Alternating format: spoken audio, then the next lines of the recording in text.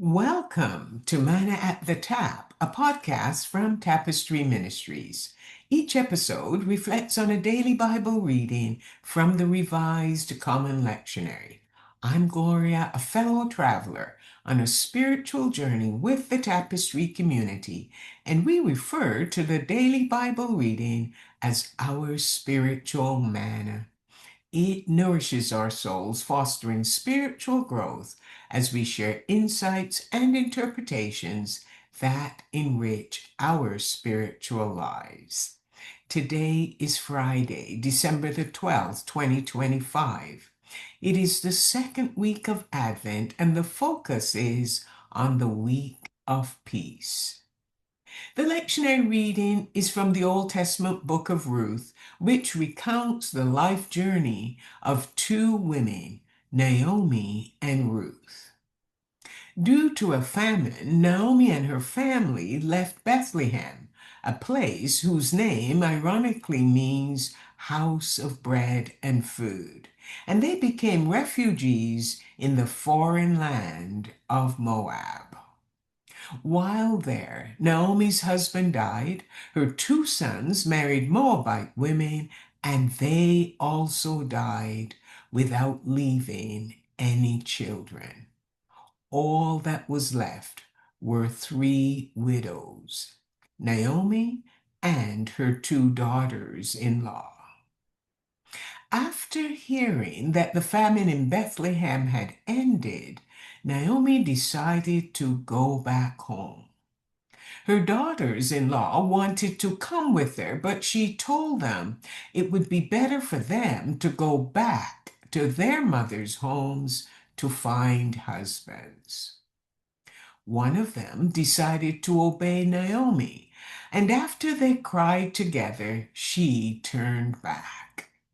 But Ruth told Naomi that she was in this for the long haul and promised to adopt Naomi's people and God as her own.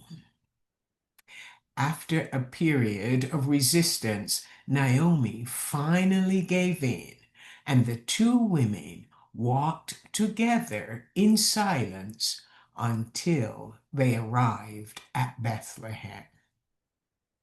There, the town's women greeted them, questioning whether that was truly Naomi.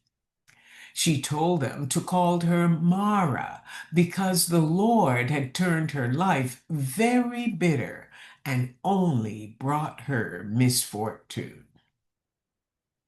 They arrived just as the harvest was beginning.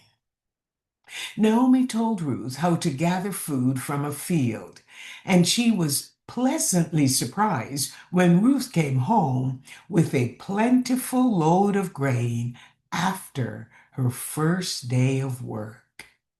She then asked her whose field she had worked in.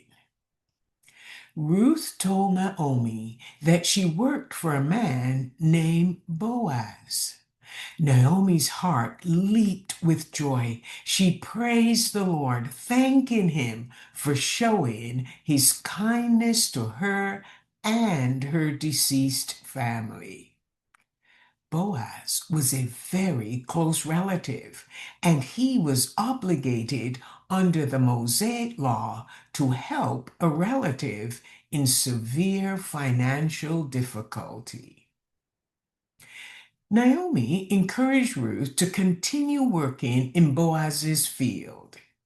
Boaz praised Ruth for her kindness to Naomi, and he recommended that she stay with the other women working for him, as she might be at risk if she worked elsewhere. Time has now passed. The harvest is over, and a celebration for the beautiful, bountiful yield is about to begin. Naomi tells Ruth that it's time to put away her widow's clothes, take a bath, get all dressed up, and head to the party. Now, when you see Boaz slip away to sleep, lie at his feet and let him know you are available for marriage. This was a bold request, but Ruth obeyed Naomi. In the darkness of the night, Boaz awoke. He and Ruth had a conversation. He told her there was another closer family member, but he would meet with the town elders to see whether that family member would fulfill his obligations. If he didn't, then he would. The lectionary reading is Ruth chapter 4, verses 13 to 17. The unnamed family member was unable to fulfill his obligations, so Boaz married Ruth. By God's gracious gift, she conceived and they had a son. The women of the town blessed Naomi, telling her that God had not abandoned her and that she still had family. This baby boy would grow up and one day care for her in her old age. When Naomi returned home, she was bitter and hopeless. However, the birth of this child brought her joy and vitality. He gave her a renewed sense of purpose. Initially, the women of Bethlehem called him Naomi's baby boy. However, his real name was Obed, which means servant. Naomi took him and laid him on her bosom, symbolizing her act of adopting him as her own. Obed was the father of Jesse, and Jesse the father of David, the poet who composed many psalms and was also Israel's greatest king.